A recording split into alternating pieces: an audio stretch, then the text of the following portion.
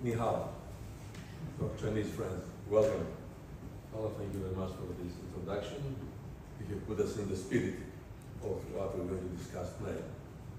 But anyway, before I start, I'd like to express our gratitude to the Megacities Foundation for hosting this event, also to the University of Piraeus, and of course to my good friend Vasilis Frigas. We have been here many times before, and we have shared thrilling moments on other issues. And as I said before, that we are in front of the war port of Athens. He didn't say that, yes, the campaign to Sicily started from here and led to the catastrophe, the disaster of Athens. I say that because in the year 1995, we did something which was a bit humorous, hilarious, but very deep, with very deep symbolism. Together with the mayor of Sparta, we decided to give an end to the Peloponnesian War. Everybody was taken by surprise, but these crazy mayors are doing. So we met in a big hall, and we signed the end of the Peloponnesian War that has never been declared, that is finished officially. But they made something, and they repeated it later on to the mayor of Sparta. The text was drafted by Despotopoulos, a famous thinker and philosopher. It was a fantastic text. At the end, he said, "We, the mayors of Sparta and Athens, declare the end of the war." I got this text and I added a third. I said, equally. The mayor of Sparta did not understand what he said because we had been beaten by the Spartans there. So he signed it, and that's how we gave it with Athens again prevailing among other cities, among the other cities of that time. But let me come back to our issue now. When I was mayor of Athens, I initiated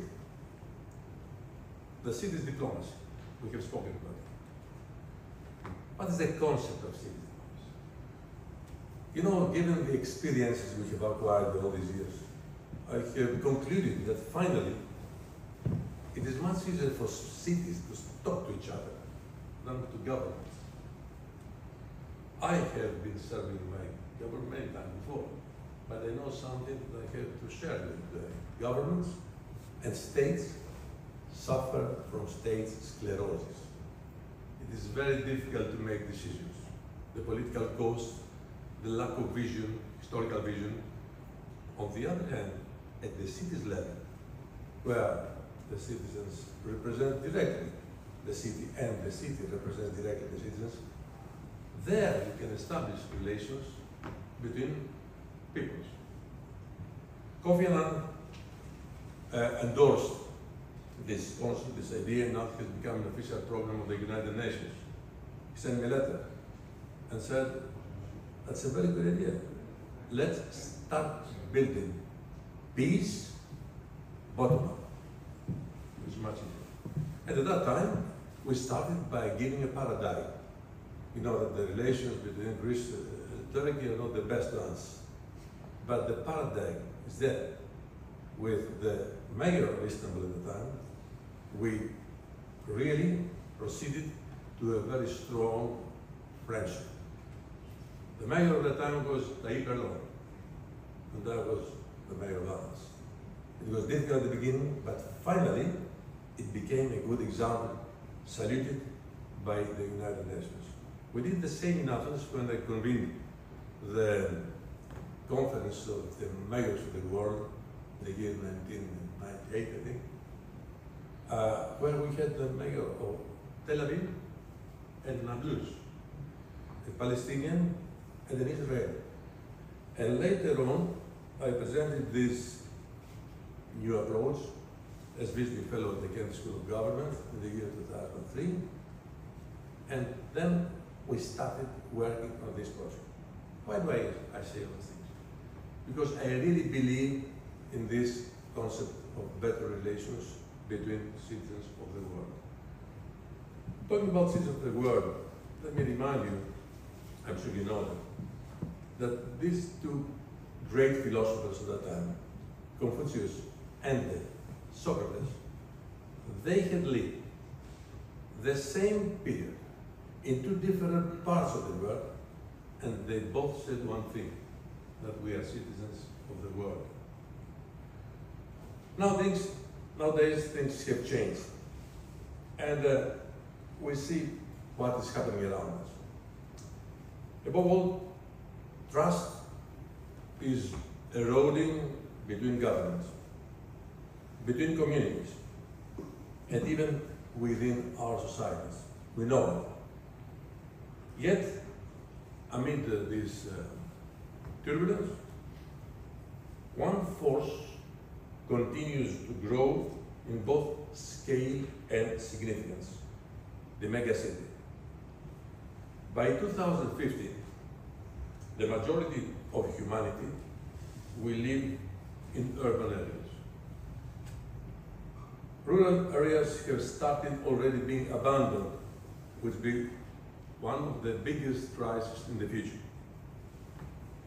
This is not just a demographic shift, but a profound transformation of how we live, how we govern, and how we relate to each other. Because where we live ultimately shapes how we live. It shapes the choices we make, the challenges we face, and the solutions we create. And in a world so often marked by disorder, it is increasingly the city, not the state, that stands on the front line. And we have seen this clearly in recent years with what's happening in the world. For instance, when a pandemic strikes, when climate events overwhelm infrastructure, when migration reshapes communities, it is the city that responds first. It's not coincidence. Cities are closer to the people, we said before, closer to real needs, closest to the pace of change. In today's world, megacities are where global challenges turn into lived experience. And whether they are accused or struggle, will shape not only the quality of urban life, but the future of governance and democracy itself. And so, it is worth remembering where democracy began. It was said before. Not in empires or distant capitals, but in the city, in polis. In Athens, at a human scale. It was there that citizenship was defined as shared responsibility, as dialogue, as accountability in public space, in agora, as my good friend Mr. Bakoyan said before. So today, if we are serious about renewing democracy, we must empower cities with not only responsibilities, but also the tools and trust to lead as true political actors.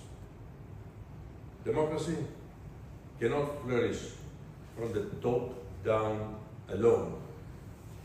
Its foundations, as ever, begin in the city. It was there, I saw it,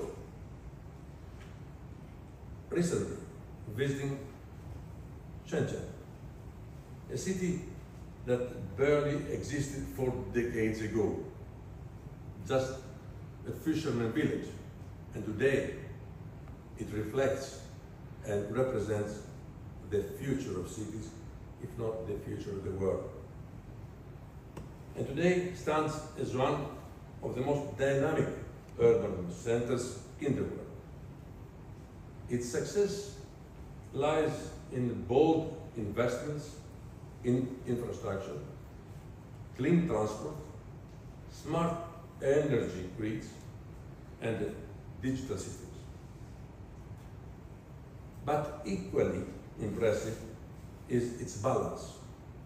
Not only a hub of technology, but a city rich in green space, with public parks and corridors that often breathing room to the citizens.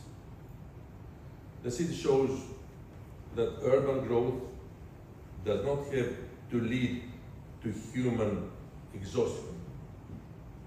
That scale can go hand in hand with quality of life, and that with vision and investments, even the largest cities can remain livable. Still, no city can face these challenges alone. They must work together in a spirit of solidarity and cooperation.